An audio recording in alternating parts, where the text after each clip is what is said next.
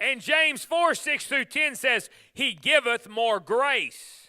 Wherefore he saith, God resisteth the proud, but giveth grace unto the humble. Now in the United States, grace, there is a message of grace that's preached that I don't even recognize.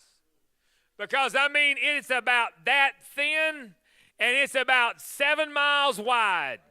And it's like it will just cover anything you want to do. Just do it all you want to do it. God's grace. I know that God has great grace. I know that that is unmerited favor. I know I would be lost without him.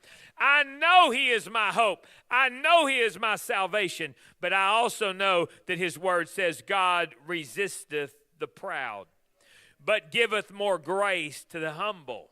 And then verse 7 says this, submit yourselves, therefore, to God.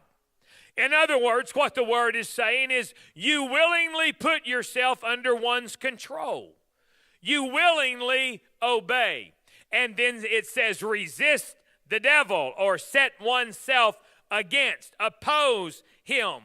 Let Satan know, not your ways in my life, not your thoughts in my life. You got to speak up, children of God, people of the name. You got to speak up.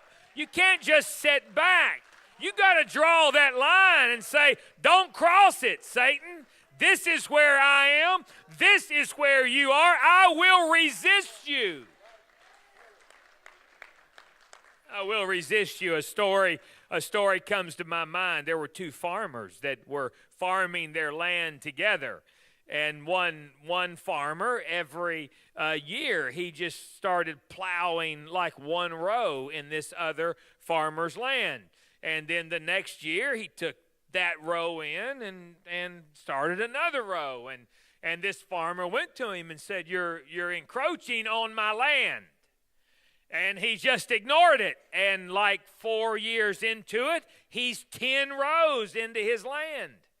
And so when the season rolled around again, the farmer that was being encroached upon, he just loaded his shotgun and drove out to the original line, and he just waited on him. And when the farmer came up, he's holding his shotgun, and he said, I've told you, and I've told you. Now, this is the line, and I suggest that you not cross it.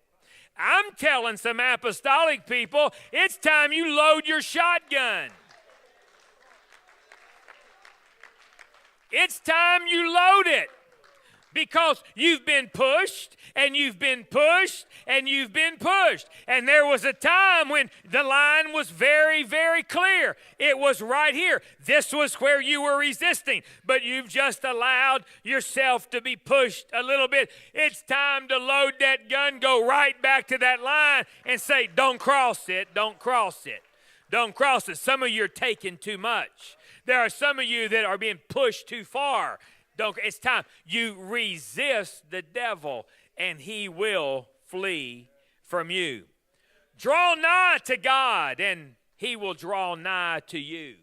It says, cleanse your hands. That's your actions. Ye sin. Purify your hearts, your thoughts. Ye double-minded, be afflicted, and mourn, and weep, and let your laughter be turned to mourning, and your joy to heaviness. And it says, humble yourself. And I know that this is not popular in 2012, but this is saying make yourself low. This is saying have a modest opinion of yourself. That doesn't mean that we're not strong. That doesn't mean that we're a doormat. That just means that we have a modest opinion of ourselves, and we behave in an unassuming manner, and we humble as in we're devoid of all haughtiness. It says, humble yourselves in the sight of the Lord, and he shall lift you up.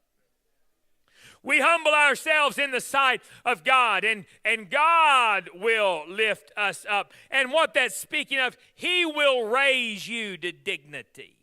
He will raise you in honor. Let me speak a word to somebody. Satan has taken away your dignity. Satan has taken away your honor. Satan has come and stolen those things out of your life. I'm just telling you, humble yourself before God, and God will lift you up. Let me tell you what my God will do for you. My God will restore your dignity. My God will restore your honor. My God will come to you and put back together. You may have made mistakes in the past. You may have made a mess of your life, but the God I'm talking about will lift you up. My God I'm talking about will lift you up out of that pit. That God I'm talking about, it will restore your dignity where you are now walking with the load of sin. The God I'm talking about will take that load of sin off of your life and will restore honor into your life, restore honor into your family, and restore dignity. That's what my God does. I don't know about yours, but that's what my God does.